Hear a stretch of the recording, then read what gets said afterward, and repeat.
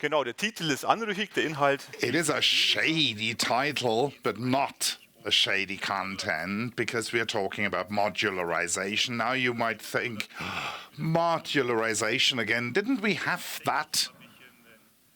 Yes, in the last 1 or 2 years I had long talks to many of you, but it has turned out that for some users this topic is either entirely new or largely unknown. And the changes and modifications in daily life are so comprehensive that we decided to take this opportunity to put that topic up on the stage. It's far from being new. It's been around for 2 years. And I would like to talk not only about motivation behind that topic, but draw a balance and see whether we could achieve what we were aiming at. For that, I would like to look back. Before modularization, how did matters take place?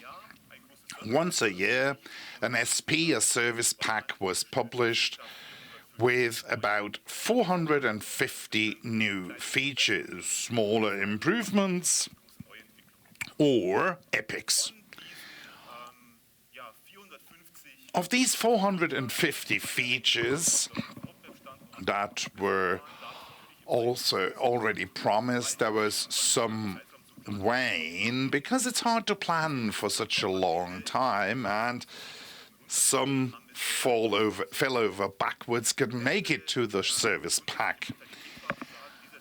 Our mentality was to adhere to that date as fixed, and you need some lead time for planning and implementation, a comprehensive testing phase, and all this needs to be done at great length and in great detail. And for us, it was more important to keep to the time frame, and we took the odd features out then. The main drawback for our customers was that features not contained in the service pack needed to be waited for another year. Of course, we published patches during the year, but that was only bug fixing, troubleshooting. There were no major new developments included. Also, if we look at the 450 features in the service pack, they could not be implemented maybe to the extent we planned, and so some use cases needed to be retrofitted later. And in both cases, it did not take a year to finalize the features, but as a rule, they were finished 1, 2, 3 months after release, and we could have shipped them to the customers, but that was not possible because they needed to wait for 11 or 9 months for the next release. So our motivation was clear. Modularization was to allow us not to withhold features from users long, but once we developed them, tested them, approved them, we wanted to roll them out. This annual release had the major drawback that once a feature was received, it came in a pack of 450 features, which made things pretty big and unflexible. And there were unintentional incompatibilities, etc. But the users didn't want 450 features. They wanted the 1, the 2, the 3 features that they needed, that was relevant for their applications in order to make progress with their machine, with their application. So it would be nice if you could say, yes, we can provide the user with an improvement in a targeted manner without forcing him to update the entire system. And luckily, it has always been the case in CODESYS that the functionalities were clearly delineated. You had the individual field bus protocols, the individual editors for the programming languages, the code generators for controller platforms and CPU architectures. They are isolated features that did not mutually depend on other features. And actually, before major modularization took place, it was true that some features like soft motion or professional developer edition, the source control management, were individual products published as such, and they could be updated independent from CODESYS. So we decided to not only do this separation for the products I just mentioned, but expand it. So essentially, we split CODESYS into independent packages. We call them add-ons after modularization, and now we have about 50 such add-ons.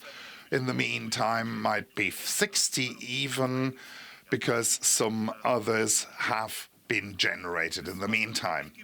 So the rest, the core, is CODESYS Essentials with core functionalities that are used by all add-ons, and if you added them to the add-ons, you would duplicate them. These add-ons also have independent release cycles. Versioning is such that their number increased to 4.0, and that if there are new add-ons, they will be called 1.0. The independent release for cycles means that they are not published once a year, but several times a year, so as soon as a certain feature is finished, finalized, and can be shipped.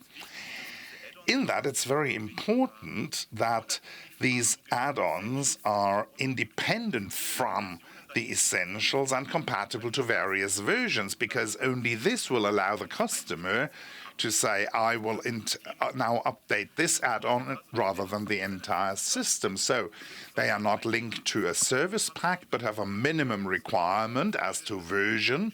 But of course, they will work on newer versions as well. And this makes it possible that there is the option to individually update the system. This allows the user to be more individual when it comes to the structure of his system, because there are various protocols for CPU architectures, and not all the field buses are required and needed, or code generators, but only a very limited number, maybe only one. And therefore, you can now design installations such that only those components or features that you use are included in the installation.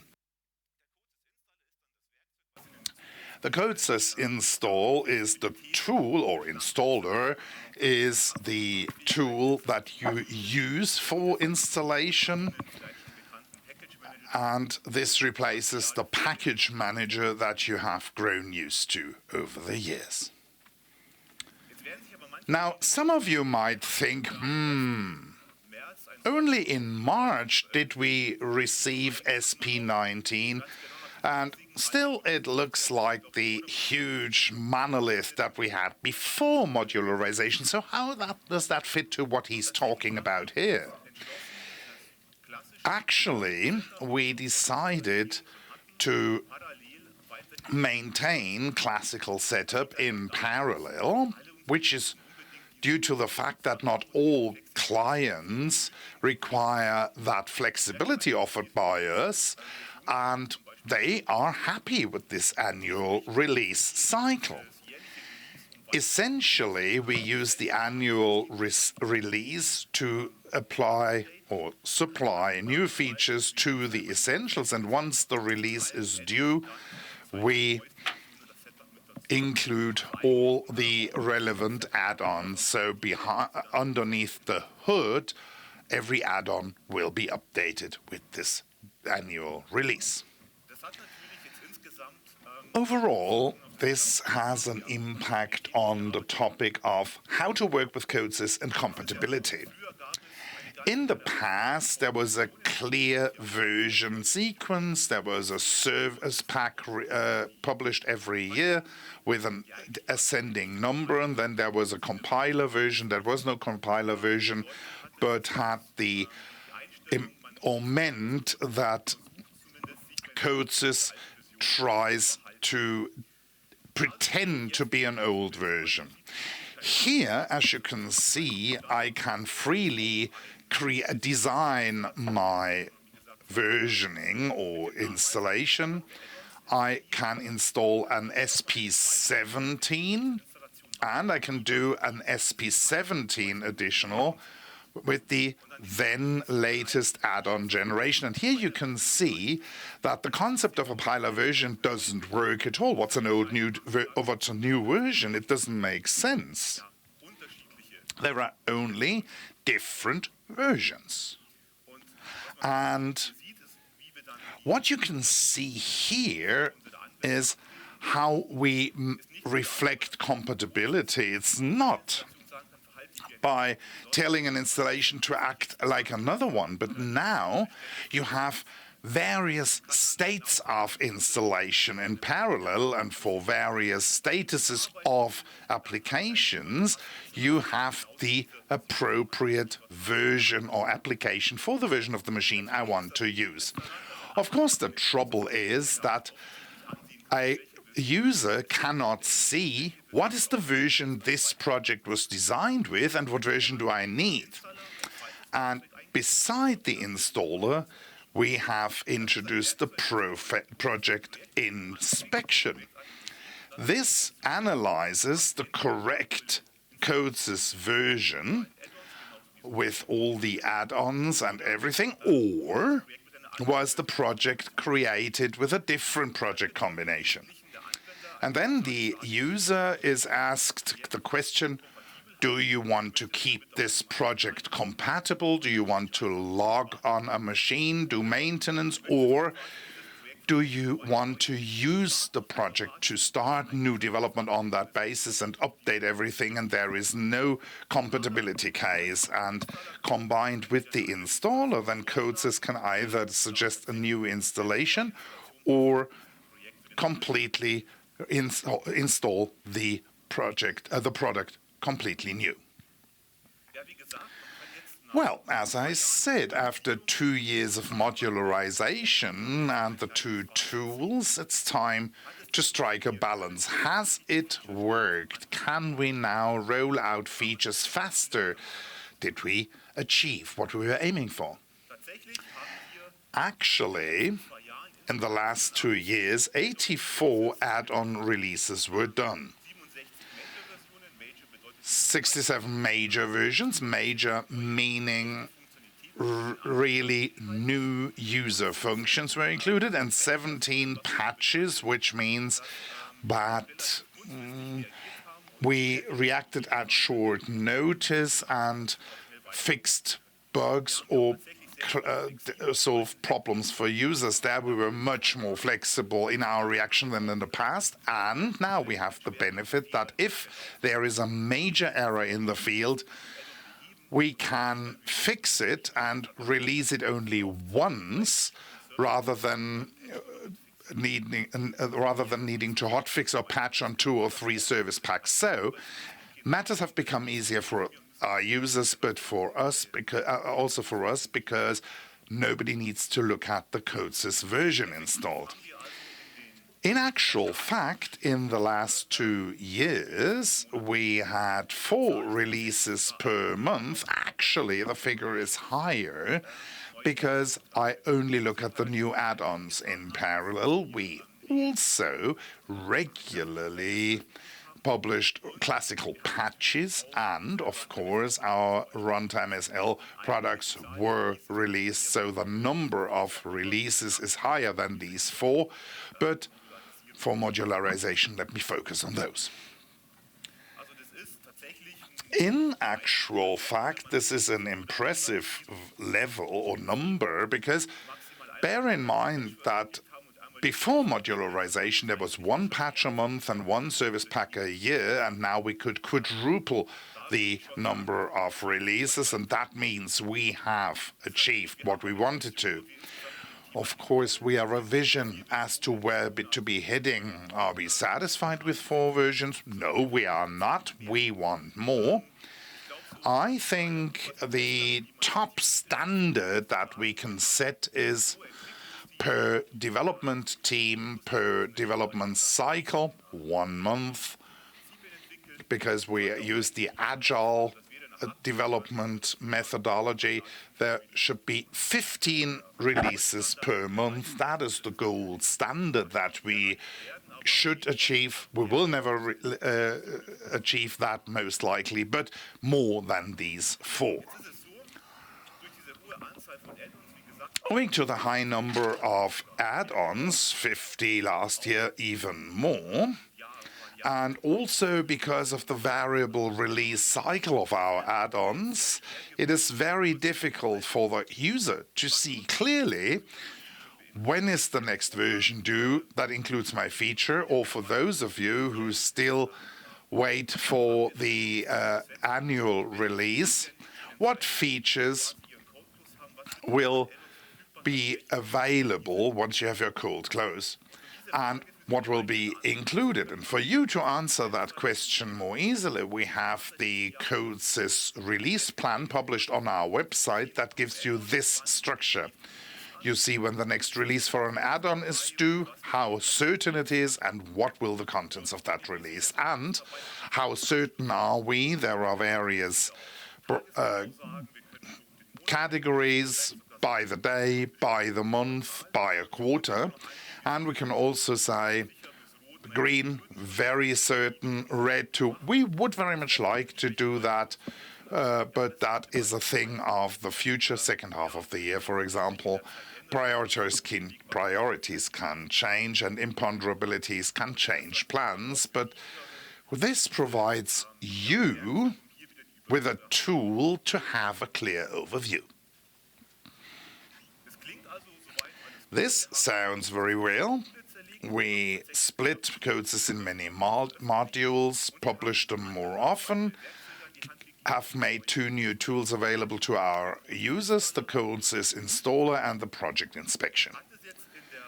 Now, in practice, has it worked as well as we thought it would be in theory? Well, you can say that project inspection was one point of criticism of our users. Regular analysis of projects was unusual to them, but combined with the concept of there being many parallel installations, a point of criticism is, or was, that they have a whole zoo of versions they cannot manage. And our project inspection at the beginning was pretty naive or very close meshed by saying every add-on that we need at that point in time needs to be there in order to process the project. But there are add-ons that do not impact the application generated or the behavior of the project. As I said, in the professional development surrounding or environment, there are add-ons that do not interfere with the products or projects and can be updated without interfering with the project. And this was the first thing that we did. Only add-ons that impact a project are relevant and need to be reflected in existing in this application. The second step was to say, okay, there is CFC and other programming languages that you cannot update, but what if my project doesn't use CFC? Then a version using a different version should also be usable. And that was the second step. We made the analysis a bit coarser here. And the third step is that even if CFC is used in the project and a new version has been published, this new version does not necessarily change the behavior, i.e.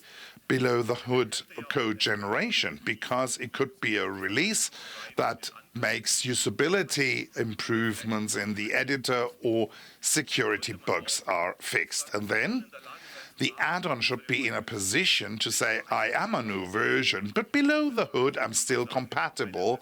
So it is compiler version light for the add-ons. We don't have that in the product yet, but that is work in progress and is the next improvement to be published. And with these three options or measures, we will not only avoid this huge zoo of versions, but help the user make the installation more compact. The second topic is the CODESYS Installer. As a user, you needed to install new things more often than once a year, and there it was noticed, two topics were noticed: performance and duration of installation. First of all, it took longer to create installations, which was a point of criticism that we really worked on. The actual speed of installations needed to be accelerated.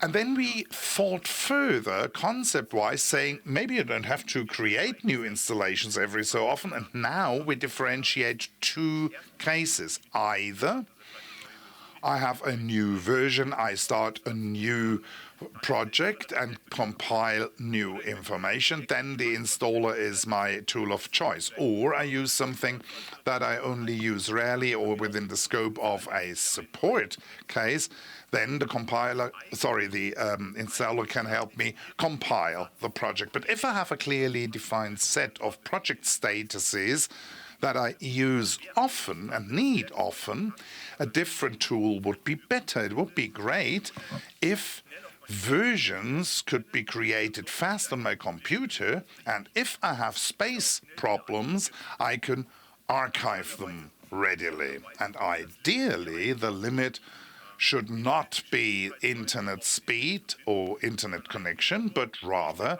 how fast can my hard disk copy file.